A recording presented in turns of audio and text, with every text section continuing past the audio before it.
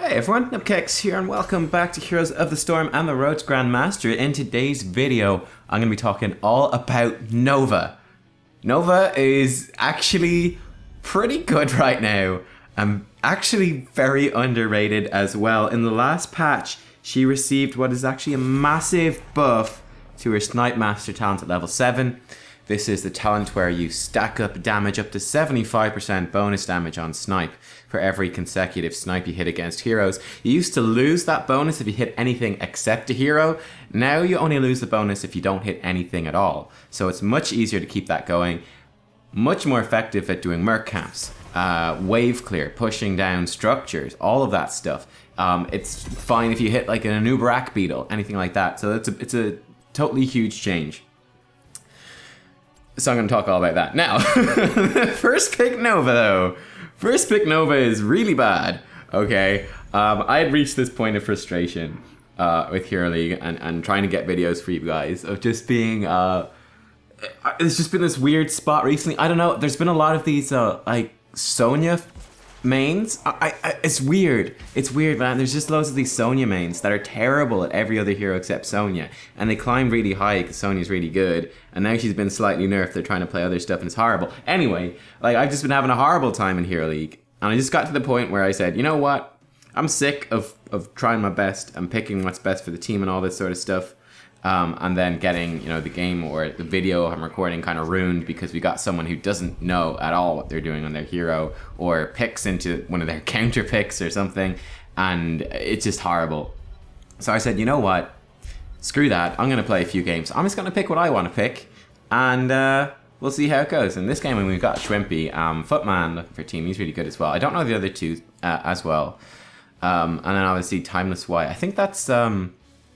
I don't think that's Timeless. I think that might be like, I think it might be Snitch from Team Dignitas. I'm not sure. I think that's someone impersonating Timeless X, looking for a team anyway. And then the Nubkeks player in the other team's good too. And I've seen some of the other guys around, but I don't know them that well. But yeah, in this game I said, you know what? We got some good players here. Screw it. I've been trying to get a good Nova game.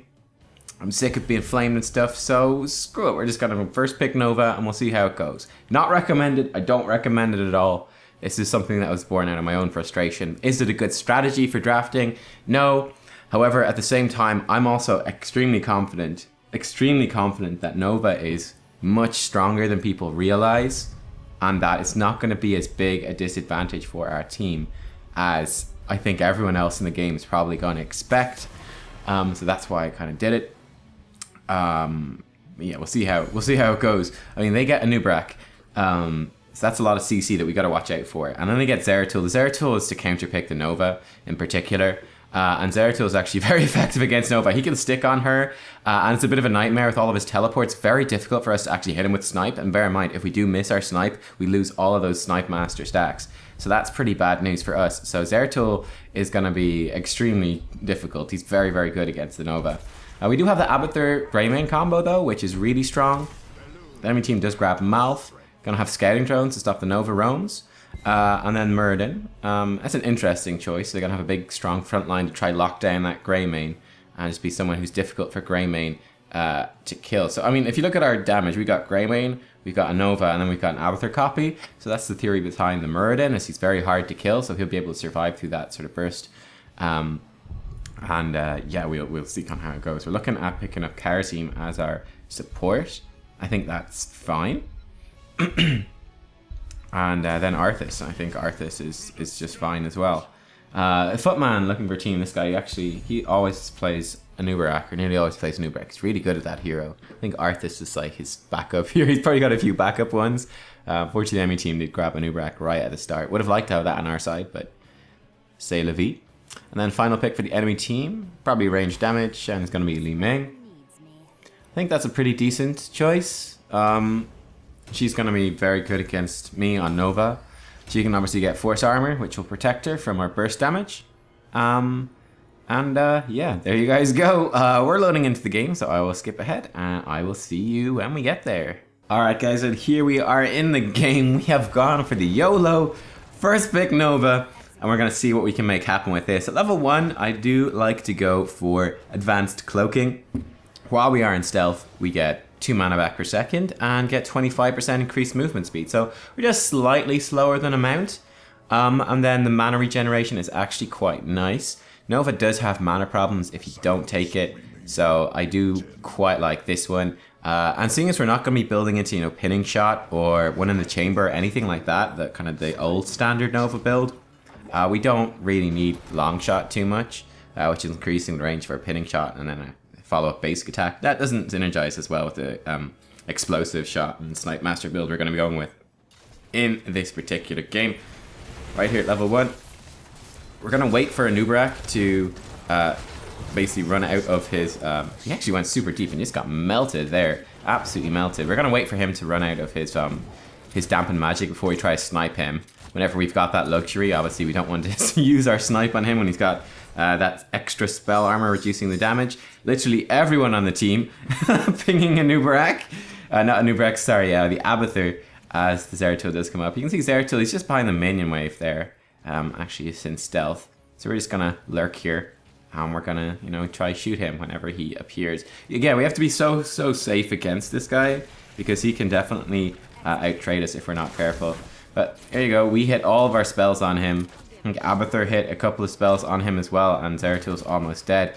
We don't have the ability to chase him down. He's got Blink, so I mean, we basically can't kill him. And certainly once he hits level 7... that's going to be very threatening once he gets... what's it called? Is it Seeker in the Dark? The one where he can teleport onto us with his Singularity Spike. He throws out his W, latches onto us, he can teleport onto us. That's pretty bad news for us as Nova. That's definitely something that we have to watch out for. Getting a decent trade here against the Malf, lowering his HP down, walking to the very end of the routes like a big noob, and taking out the Scouting Drone at the same time. So that is all good. See Zeratul's up top, so I'm going to wait up here and I'm going to try secure this altar for our team.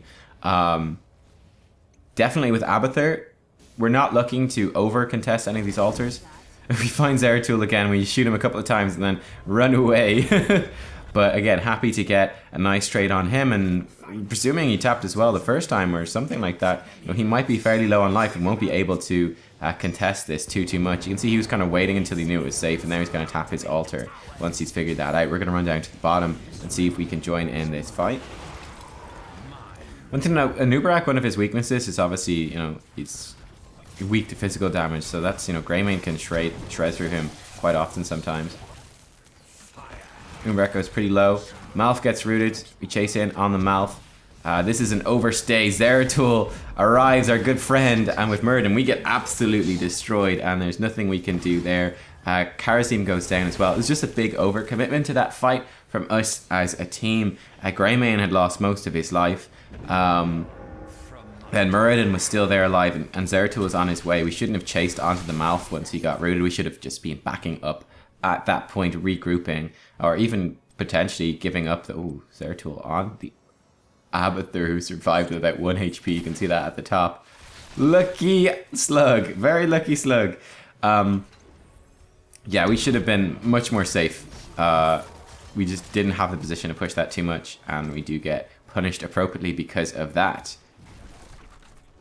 And we see our friend Zeratul. Hey, buddy. Back, buddy. Again, we're not going too deep before we attack him. We're just looking to poke him out. As you can see, he just blinks away. But every single good trade that we get on the Zeratul is just removing a lot of pressure. It removes the pressure that he can counter dive us. It removes the pressure that he can gank anywhere else in the game, and just stops him from kind of laning aggressively as well. So it's a pretty big win whenever we're able to get a trade on him like that. It takes a lot of the pressure off. One of the things you can do to outplay, don't think I managed to pull it off in this game.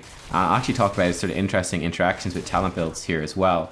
But that's, right, because of that Seeker in the Dark Singularity Spike that Zeratul has, you can actually play around that, and you can block it, if you're good, with your Decoy. You can also do this with things like Stitch's hooks, Muradin Stormbolt. You can do it with a lot of skill shots once you get actually comfortable with the hero. People probably don't have much practice with it because, again, of how it interacts with talents, Hollow Decoy.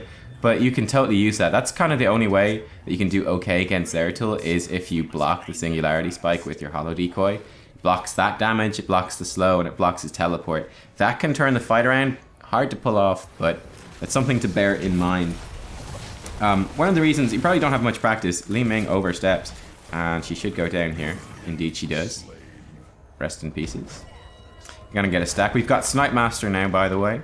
Okay, before I mention the Hollow Decoy talents, and how they interact, I mentioned Snipe Master here, so just in case you don't know, this is kind of the core of the build.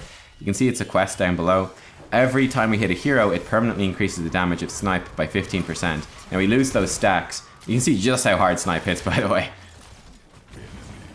We lose those stacks if we... Nubkeks snuck that in, if we miss a target. So it has been buffed. It used to be you'd lose the stacks if you hit something that was not a hero, which was pretty punishing, honestly. Like, if we hit a, I think a beetle, if we hit a structure, if we hit a minion, if we hit anything like that, you lose all of your Snipe Master stacks. It basically meant you couldn't queue on minions or bosses or objectives. It was very, very punishing. It's much more reasonable now. It's just we didn't snipe the right target. We sniped a Nubkeks instead of Li Ming. That was silly. Much less punishing now. You can use it to clear minion waves. You can use it to clear merc camps and all that sort of stuff. And it's going to synergize fantastically with Explosive Shot, which is going to give us AoE damage on our snipe at level 13. And that's going to give us fantastic wave clear pretty early in the game, actually. Like, by the time we hit level 13, we're going to have extremely strong wave clear with Explosive around there. So the reason you probably don't have much practice with, the Hollow Decoy and using it to block skill shots and stuff is, well, number one, it used to interact with the old best build, which is one in the chamber at level 7. So that's whenever you use an ability, your next basic attack does 80% bonus damage. It's, follow through on steroids. Basically, you were using your Hollow Decoy in that sense just for a little bit of confusion and then to give you a proc of follow through. With this build, you are able to use your Hollow Decoy kind of however you want early in the game, but we're going to grab Lethal Decoy at 16, which means our Hollow Decoy does 40% of our damage. So again, our Hollow Decoy becomes, through talent, a damage cooldown. So you reach this kind of awkward spot where you want to, like, it would be cool to use your Hollow Decoy to block skill shots and to be as disruptive as possible, which in a way is probably what the original intent of the ability was. But instead, because of her old talent build with the one in the chamber and now her new talent build with Lethal Decoy, you tend to want to be using it more so as that damaging ability to get maximum DPS out and get those kills. That's definitely something to watch out for. I'm going to pressure the Murden. He does actually pop his McThingy avatar. Look at that. We juke that Nubkeks skill shots like a boss. We walk around the roots like a boss. We try to sneak past the side. And we get rooted like a total noob. Awesome. Go me. A pretty big fight here. We got that lag spike as the Abathur clone does come out. Liz, please. Cocoon from a Nubkeks. This is actually a pretty big deal for us to go up against. We're going to bust whoever it was inside out of that. Do some decent poke damage to the Muradin. Go throw down our clone. And we're going to start channeling on this. So you'll notice in this game, certainly at the earlier levels, I will be using my decoy, my clone here. Actually, I should call it a decoy, seeing as the clone is going to tie in with Abathur. I'll call it a decoy. I'm using my decoy to block potential skill shots that would interrupt my channel onto the altars, right? So I throw the decoy down in front of me. That might absorb, Li Ming, or potentially even all the Li Ming magic missiles. You never know. Could absorb as well the Zeratul Singularity Spike, so we could use that to our advantage. Shrimpy poking very far forwards. He gets absolutely dived upon. We're going to throw in our Precision Strike. Unfortunately, again, Li Ming with that Force Armor. Pretty good counter to us. We're in some trouble here. We're getting focused down. There's that Seeker in the Dark on me. Zeratul jumping in. And now we've got about 50 billion warriors shredding us apart. Nova Clone, though, in the back. She is on the hunt. Arthas does take out Zeratul. Nicely done. Nova Clone on the hunt. And she takes out Malf. Not the best trade for us. It's ultimately a 2 for 4. But at least we got the global soak of Abathur. We've got the global pushing of Abathur. And as you can see, we are equal on shots, which is great for an Abathur team. You're kind of expecting to lose out on shots, at least until level 10. And we are actually up in XP as well, which is fantastic. So we're actually in a really good spot. That last fight didn't go so well, but we're in a good spot. There we go. Level 13, we're going to get explosive rounds. And this is such another huge power spike. This is nuts. Well, this makes Snipe do half damage to enemies near the impact, and it's a fairly reasonable impact. Fairly reasonable. I mean, it's something comparable to a Ragnaros Q, I reckon. You'll see it here. it's something comparable to Ragnarok's Q. You know, it's pretty big. And given that Snipe Master, we're doing 75% bonus damage now with our snipes. Having half of that splash is insanely good. I mean, if we get that on a team, look at that. Right, that's it right there in the minion wave. Pretty nice, right?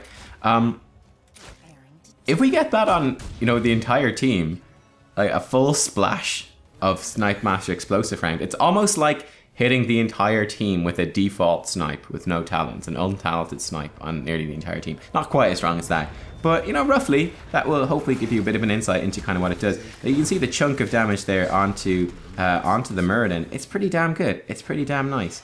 So yeah, we're gonna try to use that as much as possible. You see, trying to juke around the Nubkeks and stuff there. We actually moved too far forwards. Karasim saves with the Pam, but now we are gonna go down. Yeah, there's no way we survive here. You can see the counter picks. This is the problem with Nova, really. Went a little bit too deep there because I don't think the clone was ready. The Abathur clone was out, but Greymane wasn't quite there. He had to defend against the siege camp. But there's so many stalling tools on the enemy team because of the heroes that they picked up. So in that case, we saw, you know, the Cocoon came out, just locking down Arthas. Suddenly the Warrior is gone. And there's the VP coming down as well, grabbing the rest of the team. Twilight Dream silencing people. And yeah, they're able to just dive us very aggressively, lock multiple people out for periods of time. And that's very, very effective against the sort of comp we got going here. Karasim on the chase. He should be able to get this. He does get it. Excellent stuff. Oh, Schwimpy almost picks off this air tool as well with a flask over the fort. And yeah, it didn't do too well in that fight. Certainly we got picked off very early, but our team walked away actually in a relatively decent spot. You see right here now we're able to burn down this fort using our snipes, so that's pretty nice. Don't have to worry too much about that, doing some wave clear as we go as well. And this is looking pretty dodgy here. Throw the precision strike down behind to stop them juking back. You see we're being chased by Zeratul. We panic and miss our snipe, and that's very bad news. But Zeratul does ultimately go down. The Greymane dies as well. I think kind of the real thing that happened in that fight. Nice kill in return. Team still on the chase. Malth is healing up inside of his ice block. Good silence. Might keep him alive here. Karasim's got it. No, but the VP saves him. Well, at least that's VP down. That was an interesting fight though. You can see both myself and Greymane died pretty much at the same time, and Karasim didn't use Divine Palm. So I think that's kind of what went wrong. He noticed me dying, tried to jump over to me, then was like, oh shit, but Greymane's dying, and Greymane's more important as a damage dealer here. So he kind of got caught between the two of us, and both of us died because of that. So that's just, you know, honestly, well played by the enemy team. And one of the most difficult things about being a support, in my opinion, is when you've got multiple people dying at two sides. Splitting your attention between the two is actually really, really hard. So yeah, that kind of sucks. But you can see, like, we get jumped upon by Zeratul and he's just able to destroy us. And then I kind of panicked and tried to fire off the snipe just to try to do some damage to win the fight. And that makes us lose our entire quest of Snipe Master. So we're actually pretty gimped in terms of our damage output now on Nova. This is bad, right? We're level 16 and we're on 0 stacks of snipe. I was considering using my precision strike to interrupt the Malth here. I was hoping that the mine would proc on time. It did not. It does slow him down. Stormbolt's not going to hit. That's good. Only just firing the precision strike off there, and it's too slow, and that is bad news for us. Now Nubkeks is low. Stormbolt misses once again. We're going to get another snipe off on Timeless. That's good. And we're up to 1 stack at the moment. I think we hit something else last time. Right there, right, we kill him with the snipe. Good stuff, that's him down. Arthas has picked off Malth as well. Good route. We fire off the snipe. Unfortunately, it does hit the Nubkeks Beetle, so it's not going to get another stack of Snipe Master, and Nubkeks had his spell armor. Once again, we hit the Beetle. Beetle's denying us many, many stacks here. Yeah, ever the problem fighting against a Nubkeks. He's very good because of his skill shots against heroes. Getting greedy for a snipe there on this Zeratul, not something we can afford to do when we lose our stacks and our progress.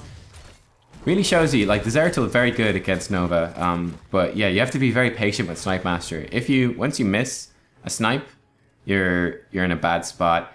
So I think that's one of the most difficult things as well about this new Nova in terms of Hero League. We're coming up to try get a stack for free and just like run away immediately. Don't want to do anything against this Zeratul now that he's hit this late game power spike. But we missed the snipe, we don't get the stack. which is unfortunate. Here we go, Zeratul lands his W. Now we're pretty screwed. We're going to use Precision Strike to try zone him off, but the rest of the enemy team is diving on top of us. Nice palm from Karazim, does keep us alive. We're going to try take out this Malf on the way. He hits us with the silence though, and we get focused down once again. The Abathur clone was not available during that team fight, so that was a bit of a problem for us. Now, Malf gets taken out. Nubkeks left out of position after they dived all over me. This Greymane clone goes in as well and finishes off Zeratul. And that actually works out being a really good fight for us. And even though I died, that was a really good death this time.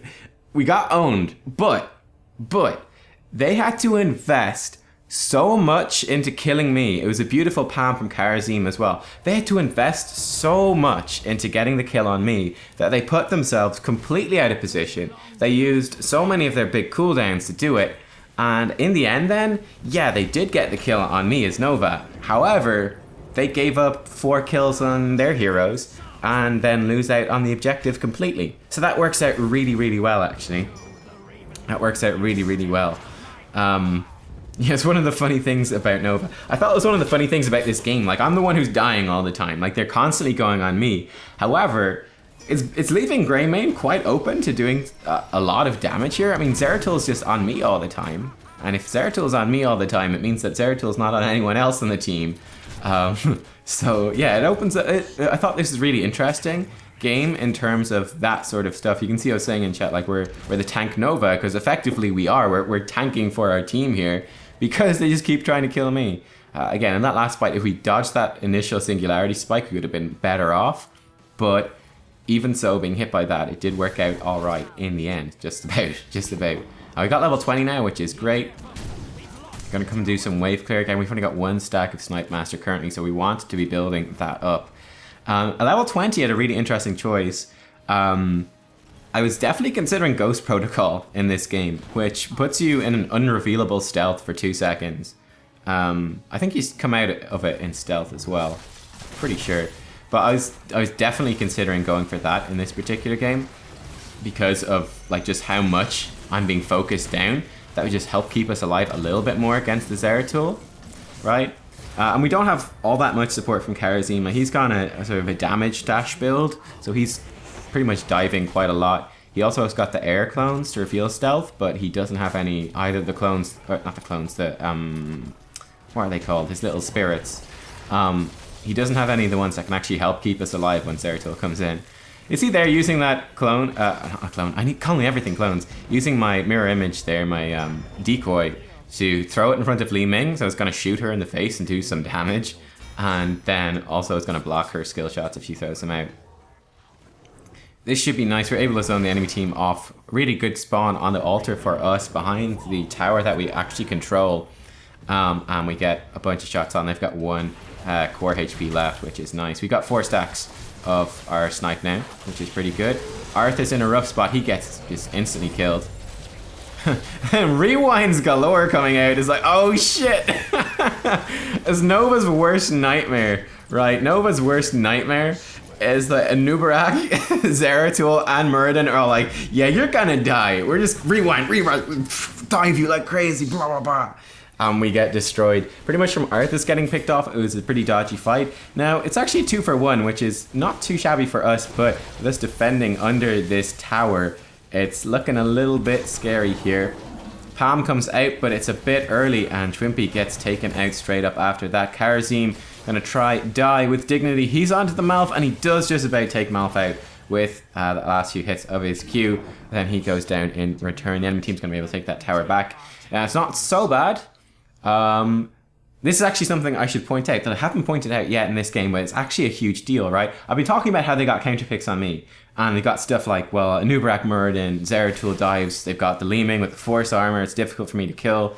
You know, they've got a lot of dive potential, they've got a lot of, you know, CC and sort of timeout abilities with Cocoon and stuff. It's a really difficult game for Nova. Like, they counter picked the Nova first pick pretty well in that sense, in terms of the team fights, but what they didn't counterpick it well in terms of, and you can kind of see it happening right there, they just killed 4 of our heroes. What did they get on the map? They got almost nothing, because if you look at their team, they have almost no wave clear. Got Muradin, very weak.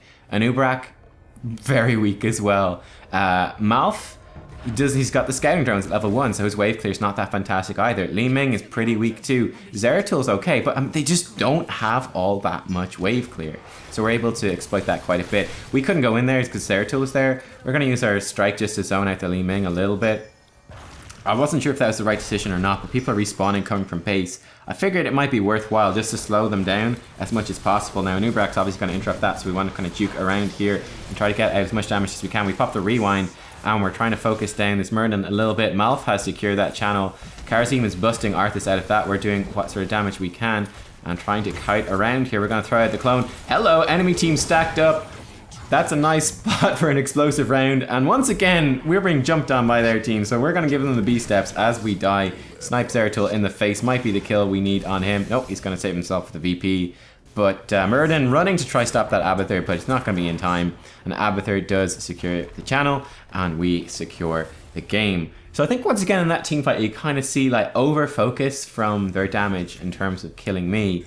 And you know, Greymane is just going ham in the back, and Abathur sneaking in the turn-in point. Shrimpy playing a great game. Definitely helped the first pick Nova to have, you know, one of the best players in EU playing Greymane to back us up, with an Abathur to back him up. So definitely happy about that.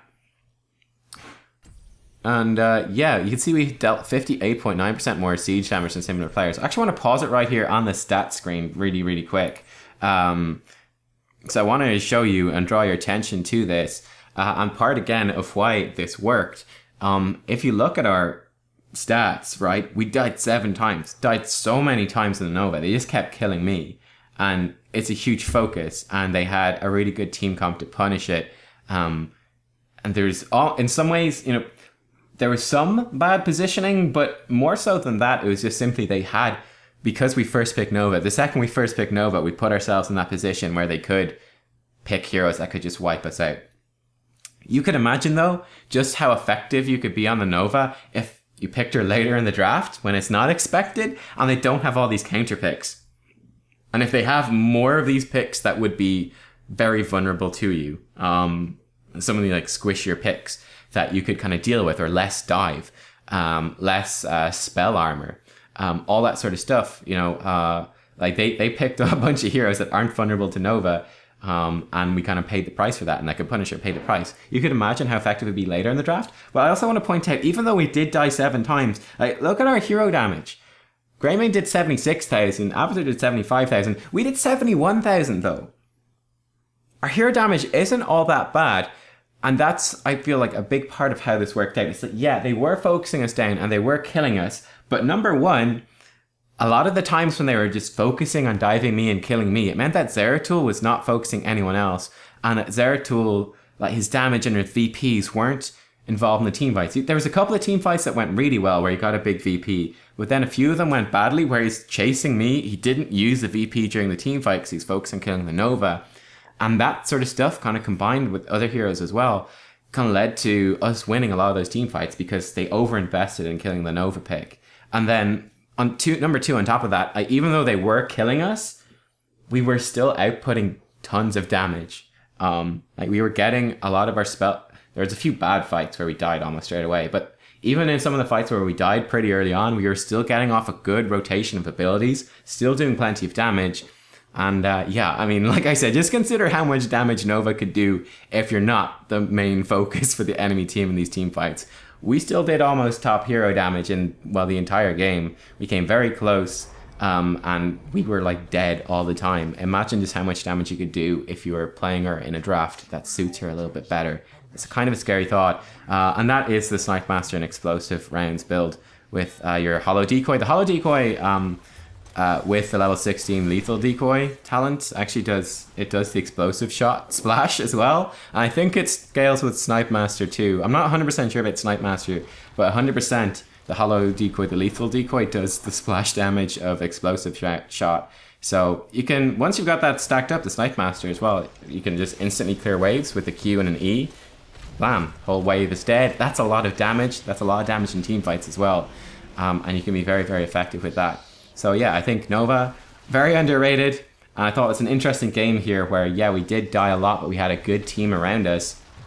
And I thought it was an interesting look into okay, yeah, we died loads, but in a kind of a tanky kind of way where we were absorbing so many resources in order for them to kill us that they kind of lacked the counters then to win the entire team fight quite often, because they were over-focused on us. And then, although they did have the picks to punish us in the team fight on the Nova, they actually didn't have the wave clear to punish us globally and to punish the Abathur and any of that stuff. So we actually kept control of the map nearly at all times, even when we had bad team fights. They still didn't have the wave clear to actually destroy towers and take that advantage, which I thought was really, really interesting, this one. Guys, thank you for watching. Give it a thumbs up if you like this. And if you learned something, there should be talent build on the left-hand side, and there should be buttons to subscribe and whatnot on the right-hand side. I'll see you all next time for more Heroes of the Storm.